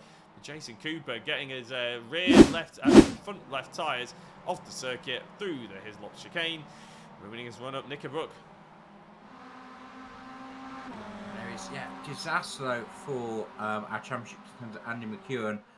Great success for Adam Delmont, though. He's running P7 and his nearest rival is out of the race. Looks like he's making a move there on Liam Silkston, just securing that just there. But now he'll be very, very happy with his progress as we're looking just at the road there. So Luke Pullen currently in P6. Yes, he's doing well there as well. They're going to be too wide, him and... who's that on his outside there? That's Silkston, isn't it? It's Delmont on the inside of Luke Pullen. They're hard to recognise, these cars here. And yeah, it looks like they're going to make it stick. We talked about space in Druids. It can be done, but you've... got to trust each other and you've got to lean on doors, it seems. But now Delmont making his way through on Pullen. He's now got Jenkins in his sights, taking down the YouTube favourites one by one. We saw a replay of Jason Cooper just before, and it was spinning round. Well, he's in 14th place, but his car looks pretty healthy. 5 minutes to go, but look at the amount of time he has to catch up, Reese. That's going to be a difficult one, isn't it, for him to be able to try and get anything from this race now. You'd be expecting, even though his best lap time, his last lap time, in fact, was almost a second quicker, half a second quicker than those in front of him. It's a bit of a tall ask to try and carve his way through. His probably best bet would be hope for the reverse grid again and see what he can get out of the final race of the evening. But it hasn't quite gone, apart from a race win, hasn't really gone Jason Cooper's way tonight. No, indeed. Oulton Park has been very, very unforgiving for pretty much everybody. I don't think anybody will be sat there saying, you know what, I've had a great night of it. Even Adam Delmont was getting frustrated in race 2. Although he's got to be pleased with how race 3's turned around for him. He's in P6 and he's starting to look all over the back of Leon Jenkins now. Probably going to turn this into a P5 potentially. Though we've seen Jenkins race hard but fair so far. That's Delmont going up the inside and he gets clear on that first apex. Nice and easy move. Gets it done, and that's let Pullen start to attack Jenkins now as well as we head down to the final corner. Yeah, I think Pullen, yeah, looking at the inside, good shout there, and again, Leon Jenkins not jumping out the way per se, but being sensible. If you look at who he's actually trying to race against, it's Mark Oliver down all the way in 16th place. So Jenkins doing it, you know, holding himself quite highly here, I would say. But equally not doing anything silly, doing exactly what he needs to do to try and catch up to Adam Fox, who isn't here tonight. So again, a good opportunity for Leon Jenkins to catch him up in the championship standings. Liam Silkstone overtakes him, though, going down into Cascades as well, and you do get the impression he's falling like a stone here. Starting to get freight trained here, and it's Sam Smith lining up next in the aggressors, and he's looking to the outside. It's possible, we've seen it be possible. You got a bit of damage, it looks like, on the right front of Sam Smith there as well. Oh, he's all up on the grass and up on the curb. He'll run out of real estate out there if he's not careful, but he's now got the slipstream off the year one car of Silkston in front, and he's got the outside, which if he can hold it around the first pole, as they touch, they get out of shape, and yet he's managed to get that done. Wasn't the smoothest, wasn't the cleanest of moves there, but with some great car control from Sam Smith, he makes it to P8. Jenkins slipping down to P9, and he's now got Adam McNally lined up. All great drivers that are lined up behind him. Every time he must come out of a corner and see that there's another driver behind him, he must be going, oh no, not again. Gonna say, it's a not a sight you want to see in your rearview mirrors when you see potential championship drivers pulling up to the back end. As oh no, sorry, apologies about that. Leon Jenkins, and there we go, Adam McNally going through on Leon. As I said, Leon not being silly here. He doesn't need to overly defend. He's only got 2 minutes to stay ahead of 16th place Mark Oliver, which, as long as he doesn't end up in a massive crash, should be fairly easy for him. Who's coming up behind him now? It's James Neve, isn't it? And then followed by Nick Clibbins. And, well, Leon getting into the slipstream of Adam McNally. Is he going to look up the inside? No, but James Neve certainly is. Through Cascades, Neve opens the door, has a quick peek, sees it as an opportunity, but decides, you know what? There's always another corner. There's always another opportunity. And he's going to try and take advantage going down in towards the hairpin, with Jenkins getting a little bit loose on the brakes, but actually manages to get it stopped, gets it rotated and nice and clean on the power. Gets a really good exit, actually. So what can Nick Clibbins do about that? A little bit of a hold-up for James Neve. Is he going to look at the inside into his lops? No, thank goodness, because that was a little bit too far back. Yeah, very sensible. They're all driving very aggressively in that they're taking the opportunities as and when they come. But as we get to race 3, they've all now had a lot of battle practice. They've all had a lot of war practice in the first 2 races, and they start to figure out how they can overtake, where they can overtake. They did the probing in race 1. They made a few mistakes in race 2 between them all. By race 3, they start to get it all sussed out. One person who didn't quite have that sussed out looked like Liam Silkson there, running wide and off the road in Druids, and that's that loop pull and catch back up, as it looks like McNally has just launched it up the inside of Sam Smith, and he gets that move done there into the final corner. Though Sam Smith fighting back, he's got a long way around as they come up over the crest, and yet doesn't get the overlap there at all. Adam McNally sealing the deal in P8. The fight for the race lead is, well, it's not died away.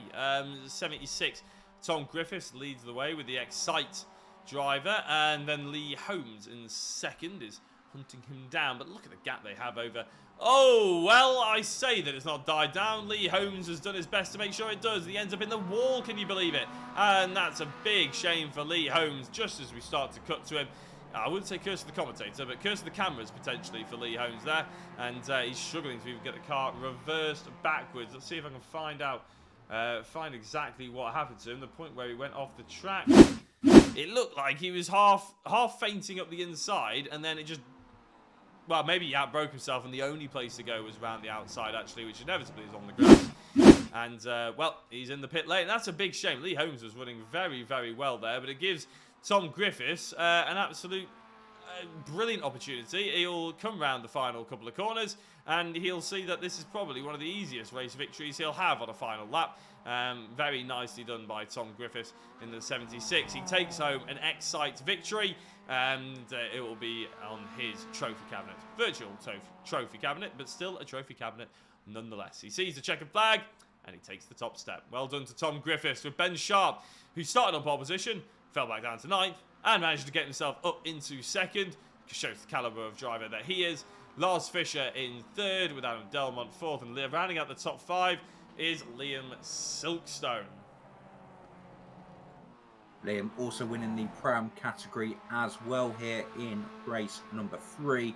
And then Leon Jenkins did manage to hold off James Neave. He came across the line, winning in P9. Mark Oliver finishing 14th overall. But we've had a few disasters mixed in there. So Lee Holmes, at least he'll still be qualifying for the reverse grid that we'll have for you in just a moment, folks. He'll still be classified on the last lap of the race, but eventually classified P23 in the end. And here we have it. So here we have our random number generator, no expense spared, and P24. Wow. We love a good high reverse grid number here tonight. So that'll be Lee Holmes actually on pole position. Opportunity to atone for his sins. Andy McEwen, despite being classified P24, not eligible for the reverse grid because he finished 5 laps down after ripping off the right front corner of his car in Hislops. So a disaster for him, but Lee Holmes on our reverse grid pole. And Jack, take us through our full race results. Yeah, no one can claim that this is rigged, but we're just having some high-level numbers, aren't we, getting pulled out, which is, I think, what the spectators like to see. So 24, remember that number. Tom Griffiths won, 3 seconds ahead of what was once a pole position and race leader man in Ben Sharp. Third is Lars Fisher with Adam Delmont in fourth, and winning the Pro-Am and rounding out the top 5 is Liam Silkstone. Luke Pullen in 6th, 7th Adam McNally, Sam Smith in 8th, with 9th, and winning the Am class was Leon Jenkins. Did a very good job at holding on to a top 10. James Neave in 10th with Nick Clibbins at 11th. 12th, Jason Cooper. 13th, Craig McDonald. 14th, Mark Oliver. Douglas Stewart in 15th. 16th, Luke Cooper. 17th, Fiona Siddons. 18th, Julian Schreur. 19th, Craig Schill. Chris Dixon in 20th. Glenn Humberstone 21st. Jamie Gulliford in 22nd. And Lee Holmes, who, as we mentioned before, will be on pole position, finishing 1 lap down, but just the 1 lap down. He finished in 23rd place, and we'll start on pole. Andy McEwen, 5 laps down in 24th. Michael Seal, 6 laps down. Kip Stevens, 8 laps down. Colin Sampson, 9 laps down. And Alistair Hatcher, unfortunately, 10 laps down. And I'll bring you back the front page so you can all get an idea of who finished where. And one last flick to the rear end. Right, we'll be back in about 10 minutes' time for the 4th and final race here at the BSR MX5 Championship at Oulton Park. Don't go anywhere and keep it pinned to Year 1 TV.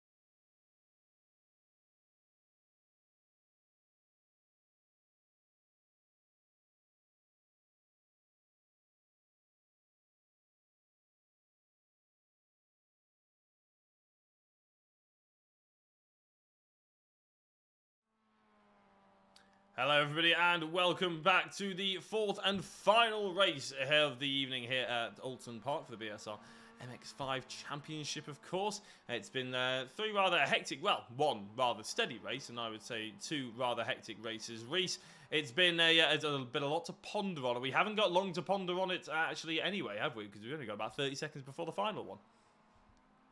Yeah, it's been rapid fire this evening. And wow, here we are. I don't know what's going to happen. I've tried predicting races so far tonight, and every time I've tried, I have been wrong. So I'm going to make 0 predictions for this one. The only thing I will predict is we'll have some action. It's about 15 seconds to go before we get the grid.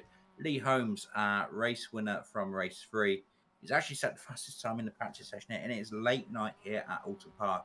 About 9:05 local time here, so we've got some plenty overcast and definitely dusky conditions here at Oulton Park. But here we are. So it's a practice session over. Cars are all going to magically disappear any second now, and we'll head to the grid. So Jack, run us on through. I think you've got a minute. Yeah, well, as we say that, the grid is about to pop up on our screen. And remember, it was quite a high reverse grid, as they all have been so far this evening. That is the wrong grid. So I'll just take that away and reload it. There we go. Glenn Humberstone on pole position. Chris Dixon in second place with Craig Schill in third. Julian Schroer in fourth. Fiona Siddons in fifth. Luke Cooper sixth. Douglas Stewart seventh. Mark Oliver in eighth. Craig McDonald ninth. Jason Cooper in top 10. Nick Clibbins at 11th. James Neve in 12th. Then we've got Leon Jenkins 13th, Sam Smith 14th, and Adam McNally, Luke Pullen, Liam Silkstone, Adam Delmont, Lars Fisher, and Ben Sharp round out the 20. Tom Griffiths, Jamie Gulliford, Lee Holmes, and Andy McEwen 21st to 24th.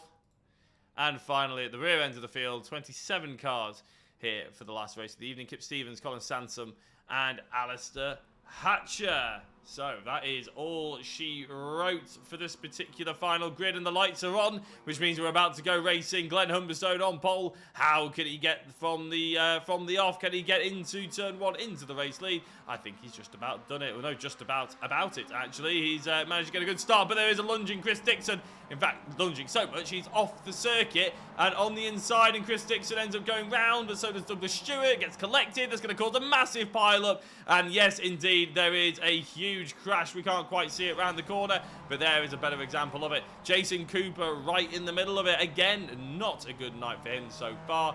And, well, Adam McNally as well in the pit lane. Another driver facing the wrong way. It's getting a little bit messy here as we'll focus a little bit further forward. This is from Nick Clibbins' point of view with James Neve on the outside. Luke Cooper, Fiona Siddons, Julian Schroer, and Glenn Humberstone all ahead of them. Ben Sharp is in 9th place, gaining 11 positions since the start of this race. And keep in mind that that was only half a lap ago. That is very impressive indeed, taking advantage of quite a few of the drivers. Andy McEwen up 12 places. Adam Delmont, where is he? He's fallen down the order. That's because he's parked on the side of the road.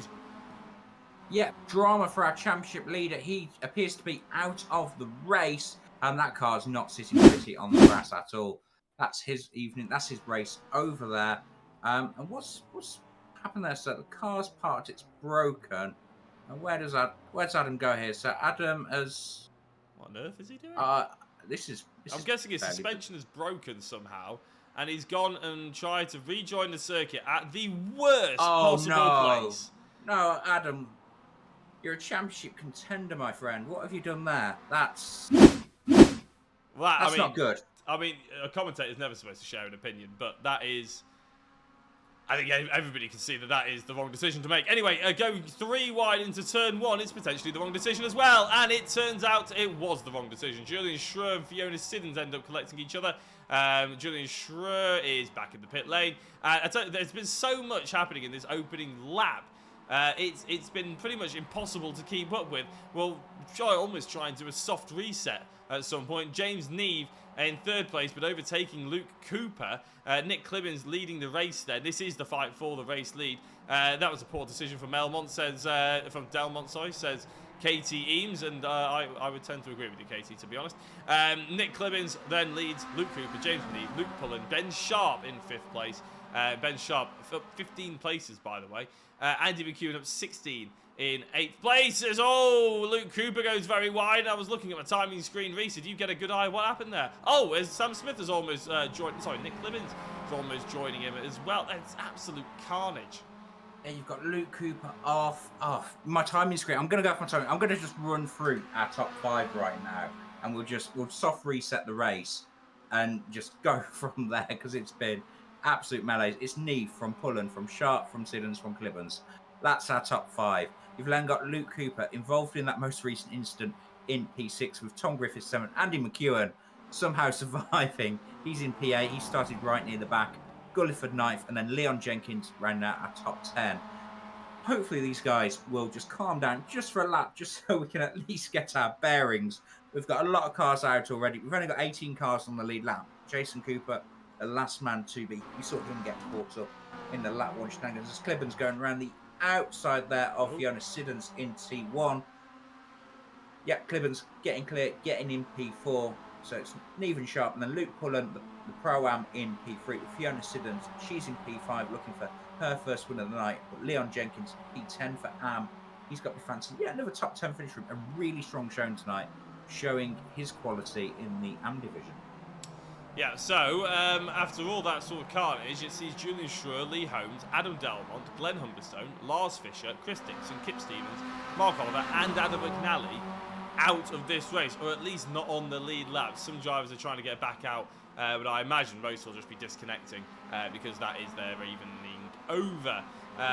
So yeah, a whole host, 19th down to 27th, all deciding, well, all in the pit lane, not deciding that their race is over, I'm sure, but their race being forced to be over, shall we say.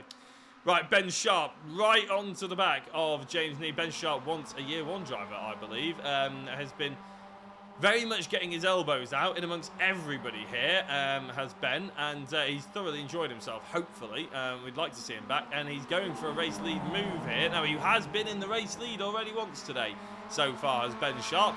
It didn't quite go to plan for him. Hopefully, for his sake, he can hold on to this one, though. Andy McEwen's up to 6th, almost up to 5th as he goes. Sorry, he is up to 6th, ahead of Luke. No, he is into 5th, sorry, ahead of Luke Cooper, who now drops down to 5th, but they're going to go side by side. And Andy is going to have that one done and dusted, very nicely done, up to 5th position. And he's got about 3 seconds to catch up to the driver ahead. Sorry, 2 seconds to drive up. But if anyone can do it, probably Andy McEwen can. He's got plenty of time to work. We're only on lap 4. It seems like this race has been running on much longer. Under the lights, it's British touring car kind of enduro race style with the headlights flashing and bobbing away. But yeah, Andy McEwen up to P5. Luke Cooper tagged round by Fiona Siddons. He's dropped back down the field, and that lets Leon Jenkins past Fiona, sorry, I should say, into P8. Fiona down to P9, and then Sam Smith ran out of top 10. Luke Cooper dropping all the way down to 14, which is pretty much back of the pack because we've lost about half of them, or half of them are no longer running as part of the main pack. It's been one of the messier BSR races here. Has to be said. We've had some brilliant showcasing tonight, but unfortunately it seems like the guys, for whatever reason, they've got together a little bit too much here in race 4. Not the best advertisement for them, as we've got Sam Smith up the inside there on Fiona Siddons. That's for P9 up into Druids. Lights flashing as they go under the bridge there, and yeah, nice clean move there from Sam. So he's up to P9. Leon Jenkins next in sight for him. Tom Griffiths currently doing well. He's in P6. Got Jamie Gulliford right behind him as well. Just going to have a look. Obviously, we've had a fair number of crashes. That's notable already. Now, this is what happened to Adam McNally. I'm just trying to find some of our sort of championship attack. Oh, we actually had a car on a roof there. Is that Lars Fisher? Now, we'll just try and shoot that back again to a different angle. So, this is Adam McNally. He's already been collected. Now, that's Lars Fisher, the number 2, ends up on the roof. Jason Cooper just stops in the middle of the road. Probably the most sensible course of action. Yeah, there we go. A different perspective of what happened coming out of the first corner there. Interesting to see from that sort of angle, but not ideal for any of those drivers. I'm sure they won't appreciate seeing that one again. Tom Griffin 76, Jamie Gulliford is the driver in the number 14. Leon Jenkins in the 917 just behind. Leon Jenkins becoming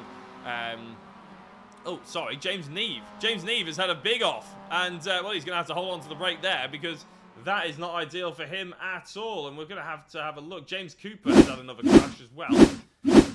Now, is this just because the car is basically broken and he just pulls off to the side? Decides it's not worth carrying on? The car is broken already, isn't it? that right front doesn't look like it's really much attached. It looks like he might have put the wall slightly earlier on, I think, but that's his night done. It looks like James Neve as well, having leads in his sights. That's his night done as well. Let's have a look and see what happens to James here. Oh, he just did what Andy did earlier and just clipped that tyre barrier that just doesn't want to move. We'll try and line that up one more time, just not to rub it in the face of James Neve, but just because I want to get this perspective. Now, I'm going to quarter speed it. Look at the tyre wall. It won't move, but the right rear rail, the right front tyre will. And you can see that's exactly the same as what happened to Andy McEwen before in race number 3, and it's obviously what happened to him, to his teammate James Neve just then as well. Tom Griffiths then in 5th place. Andy just up ahead, but Jamie Gulliford putting an enormous amount of pressure on for the top 5 positions. Yeah, they're all doing so well. The guys that have survived the demo derby, this race, I should stop saying the word survive, because every time I say it, somebody else fails to survive. That's Craig McDonald exiting stage left, run down to the island hairpin. The pit lane is currently the busiest part of the track. We talked between races with Andy McEwen. Oh, he just gets together and, oh, that's a year 1 car. I'm not sure who that was. That's a year 1 car on Craig McDonald. And yeah, he hits the tyres hard and that's it. Him done. We talked between race 2 and 3 about the difference between virtual racing and real life racing, about it's a heck of a lot cheaper to have a crash in the virtual world. And yeah, there'd be a very expensive repair bill if this was a real world race. Yes, no, I think on the positive, the only people that would enjoy this are the MX5 spares parts manufacturers. I'm sure they would probably be enjoying this because they're seeing a lot of cash signs fly up in their eyes, but the actual drivers, yeah, not so much. Always a bit of a painful one when you have to do the walk of shame basically and walk over to the spare parts van and, you know, take it off, and then they'll invoice you in a week or 2, and you have that to look forward to. Oh god, it's a terrible, terrible feeling. In the sim world, as you say, you don't have that problem. Even though sim racing, don't get me wrong, sim racing is not a cheap hobby, but in comparison to real life racing, it's night and day. It's a different level. To race an MX5 on an MX5 championship, say with the BRSCC, or elsewhere like that, you're probably looking with a team about 20 grand. Whereas if you for the year, that's just 1 year. And if you want to do iRacing, you want to do jump into MX5s on there, be in a community, be part of a little of a team, have your sim hardware as well, obviously your computer and everything like that. You're probably looking at about, for a reasonable spec of everything, probably about 2 grand. You could probably get away with a lot of these drivers for this sort of championship. And but unlike 20 grand a year, that 2 grand could last you 5 or 6 years. So really, it's a lot better value potentially. And you can do any kind of championship. You can race as much as you like. You don't have to pay for damages, and you can just drive in whatever you like with whoever you want to as well. So yeah, sim racing. There's a reason why it's so popular, Reese. There is indeed. And if you do want to join us, I know there's a lot of people being fans here, and I love the fact that we've got a great audience watching us tonight. But if you don't want to watch us, if you want to take part, sign-ups are always open for the BSR series. We've had a fullish grid tonight, but I believe they do allow up to 44 entrants, so plenty of space still to fill. But yeah, it's been a great night of action. A little bit rough around the edges at times. Ben Sharp, he's atoning for his race 2 error. He's currently leading the way here. Luke Pullen, he's been great all night in Pro-Am, and he's currently in P2 overall on the road as well. And then Andy McEwen, he's not really making any ground at all on Nick Clibbans. We thought we was going to see a charge down, and we are seeing a charge down, but it's Clibbans on Pullen, not McEwen on Clibbans. So McEwen running P4 currently, but he's got a comfortable gap over Tom Griffiths behind him in P5. And knowing Andy, he's going to be taking the points and say not stressing at all about it. He probably doesn't know about the absolute disaster that Adam Delmont's had. Yeah, that could be huge down the line. And Jason Cooper not still scoring here in race 4. As I say, it's yeah, massive swing towards Andy McEwen, which we didn't think we'd say after he ripped the right front off it in race 3. Yeah, well, actually, Adam Delmont is back out, but he's only on his 2nd lap of the race, whereas everybody else is about to go on to their 8th. So you can only score points in BSR if you are within, well, if you're 1 lap down or more, as Nick Clippers does a lot of sideways lock there. coming out the final corner. So yeah, a bit of an interesting one is why Eldon Delmont has decided to go back out. That last lap that he's just posted was a 10-minute and 20-second lap. Obviously, being in the pits for more than the majority of that, I would say. Pretty much all of it. This is the closest battle we have out there on circuit. Is Nick Clibbins chasing down Luke Pullen, and I'm quite impressed with the stability of Nick Clibbins' car here. I think Luke Pullen is quite fast, but he seems a little bit erratic, missing an apex or two, whereas Clibbins seems to have the rear end in check, albeit that final corner was a bit of an exception, and he'll probably prove me wrong here, but it just seems that the car will do whatever he wants it to do as soon as he turns the wheel, as he gets a little bit over a bump there and runs a little bit wide, a bit early on the power. Yeah, just getting a little bit out of shape, and that just starts to let Luke Pullen just inch away there. As we look back, we've got Sam Smith over the back of Leon Jenkins. Leon's still holding on in P7. He's having a great evening so far, probably one of his strongest nights. I know he's being cheered on from the YouTube chat there, but he's doing a great job. Same as Luke as well, big support for him too. Both drivers dominating their respective classes. And Sam Smith, yeah, it's all over the back of him, but I don't think this move will be a slam dunk. Leon, he's been in plenty of wheel-to-wheel fights, but again, he'll be thinking, I can't afford to throw this off the road. Fiona is only about 8 seconds down the road from him, who can achieve second place in Pro-Am, so it might be worth losing a spot to save the rest. Indeed, yeah, certain drivers, certain battles are starting to close up on each other. I would say Tom Griffiths and Jamie Gulliford is one that is very much up for debate as we go on to the final lap of the race. And McEwen is not that far away either, and even a little bit further down. This is Luke Cooper versus Craig Schill, Craig Schill getting past Luke Cooper, and here is Fiona Siddons and Colin Sansom as well up across, and going across the line. Colin Sansom just darting in behind Fiona.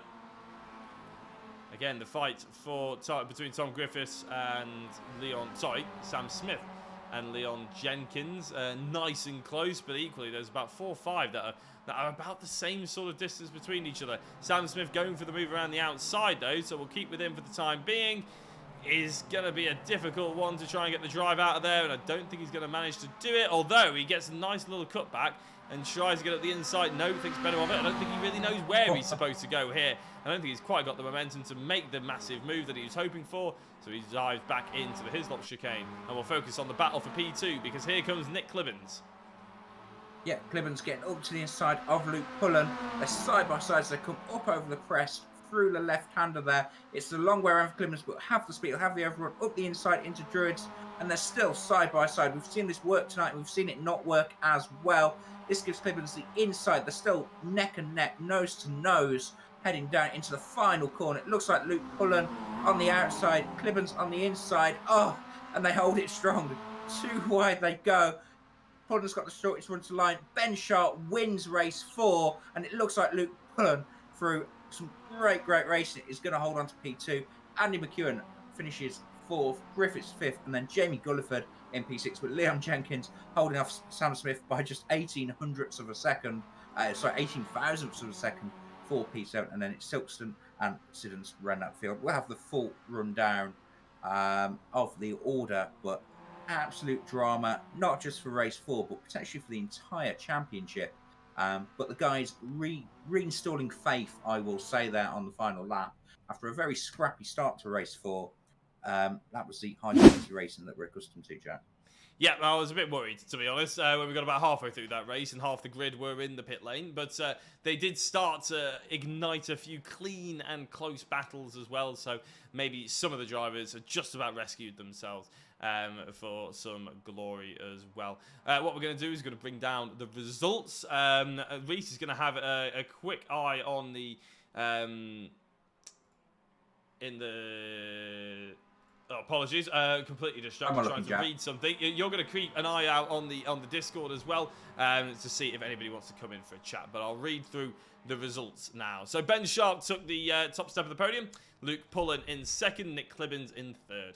Andy McEwen in 4th. Tom Griffiths in 5th. 6th, Jamie Gulliford. Leon Jenkins in 7th. 8th, Sam Smith. 9th, Liam Silkstone. And top 10 rounded up by Fiona Siddons. Apologies, I didn't point out that the Pro-Am was won by Luke Pullen and the Am was won by Leon Jenkins. Colin Sansom in 11th place, 12th Craig Schill, 13th Luke Cooper, 14th Alistair Hatcher, 15th Craig McDonald, 16th Douglas Stewart, James Neve was in 17th, and Jason Cooper in 18th. And again, I missed out the fact that actually everybody back from Alistair Hatcher was non-scorer anyway. That many drivers not able to finish. And I'll keep reading them out though. James Neve in 17th, Jason Cooper in 18th, 19th Adam Delmont, 20th Julian Schroer, 21st Lee Holmes, Adam McNally in 22nd, Lars Fisher 23rd, 24th Kip Stevens, 25th Chris Dixon, Glenn Humberstone in 26th, and 27th Mark Oliver. Right. Well, Reese, that was a hectic evening, wasn't it? There's a hectic end to the evening, shall we say. Plenty of action here at Oulton Park. How would you digest that one? I'm not even sure I'll begin to. I'm definitely going to be watching the broadcast back tomorrow. I'm going to stay in the session as well because there's a few replays I want to see personally and find out just quite what was going on. I think the person I want to speak to, and I don't know if I can get hold of him at all, is actually Leon Jenkins. Maybe we can pull him in for an interview. I'm not sure. It's been cried out for in the YouTube chat. And cheers, guys, for bearing with us and staying. I know it's not the usual slick production, but I don't think we've done too bad. I can't find Leon Jenkins, so I was trying to grab him in Discord. But go. I'll see if we can. We'll see if we can get him in. Yeah, I was going to say we'll give you 30 seconds or so, Reese. I do have to go and pack for a holiday to Cornwall tomorrow. I'm leaving at 4:30 a.m. for so, and of course I haven't packed because why would you? It only takes 2 minutes anyway for a full week of golfing. But yes, no, it's been a good evening, and hopefully we'll continue with that sort of.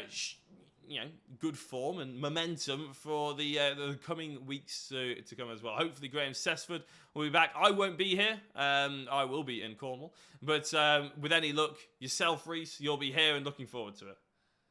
Yeah, I'll be grabbing the super sub himself, Tyler Manning, next week, I'm pretty sure. He's filled in so well so far. And in fact, I can just see, Leon Jenkins has joined the Discord. Hopefully he's going to join the voice chat right now as well. And we can get him on in.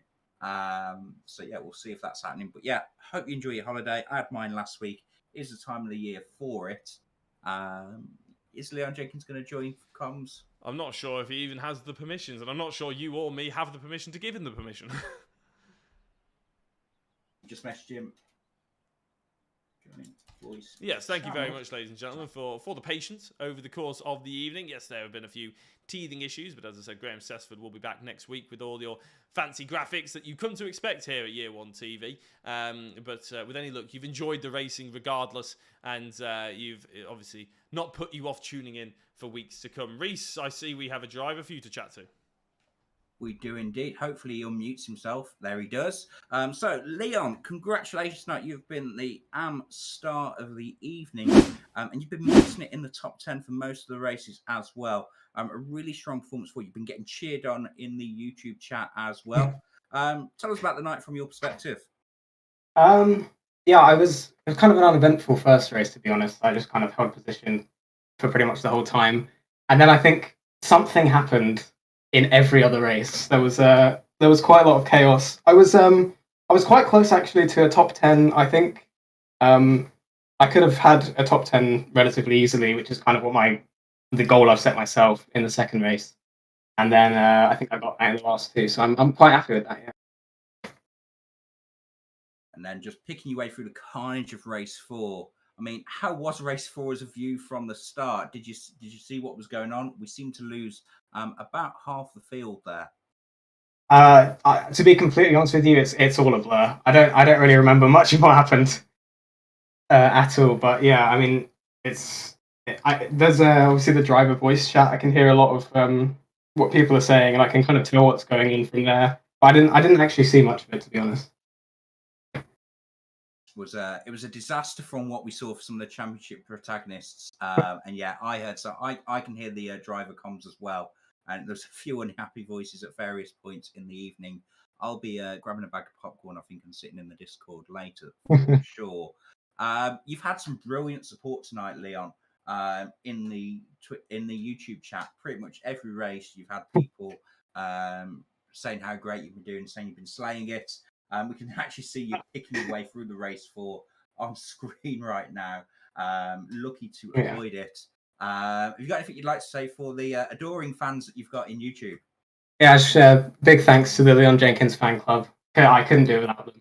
Honestly, to anyone who I know who's watching, I really appreciate the support. And also, I have to say, you guys doing the broadcast, you do a really good job, and I really appreciate that as well. I'll throw that in there. Yeah, not Graham Sessford. No, you're talking about the broadcast tonight, aren't you? It's just me and Reese. Yeah, no, Graham. Obviously, of course. Obviously, yeah, no, I appreciate that. I appreciate that, Leon. Thank you very much for jumping on in. It's good to have a different perspective as well. And yeah, watching the slow mo, it's been going on our screens now for the last kind of 20 seconds or so.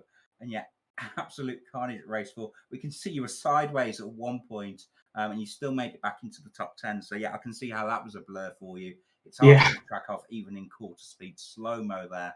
But no, thank you very much for attending, guys. So we'll be back on Thursday with myself and Dan Blake for the TCRs here in the BSR series on Year One TV. I think we might have Graham Sessford back for that one. So that'll be Thursday night, 8 o'clock on Year One TV on YouTube.